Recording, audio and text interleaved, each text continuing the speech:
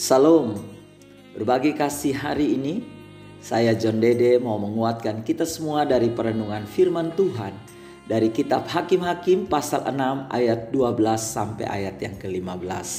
Demikian bunyi firman Tuhan. Malaikat Tuhan menampakkan diri kepadanya dan berfirman kepadanya demikian. Tuhan menyertai engkau ya pahlawan yang gagah berani. Jawab Gideon kepadanya, "Ah Tuanku, jika Tuhan menyertai kami, mengapa semuanya ini menimpa kami? Di manakah segala perbuatan-perbuatannya yang ajaib yang diceritakan oleh nenek moyang kami kepada kami? Ketika mereka berkata, bukankah Tuhan telah menuntun kita keluar dari Mesir? Tetapi sekarang Tuhan membuang kami dan menyerahkan kami ke dalam cengkraman orang Midian." Lalu berpalinglah Tuhan kepadanya dan berfirman, "Pergilah dengan kekuatanmu ini dan selamatkanlah orang Israel dari cengkraman orang Midian. Bukankah aku telah mengutus engkau?" Tetapi jawabnya kepadanya, "Ah Tuhanku, dengan apakah akan kuselamatkan orang Israel? Ketahuilah, kaumku adalah yang paling kecil di antara suku Manasye, dan aku pun seorang yang paling muda di antara kaum keluargaku." Jangan pernah anggap remeh hidupmu. Ketika Tuhan berikan kita hidup, pekerjaan, berkat-berkat, jabatan, kekuatan, kesehatan sampai hari ini, bukan karena hanya untuk diri kita sendiri, tetapi karena ada seseorang membutuhkanmu.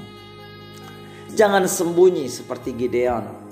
Ada banyak orang karena masalah, persoalan, mencoba untuk menarik diri, lari, menjadi cuek, masa bodoh, malas tahu, bahkan kecewa, marah, jengkel, takut, dan lain sebagainya.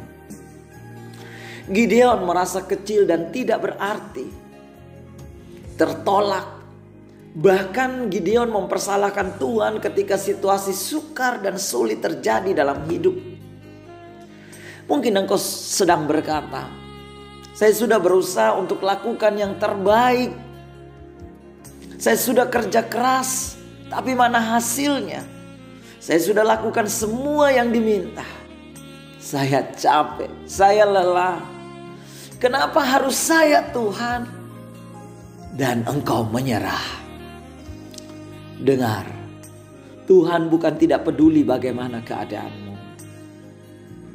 Tuhan tidak lihat bagaimana keadaan Gideon, tetapi Tuhan lihat siapa Gideon.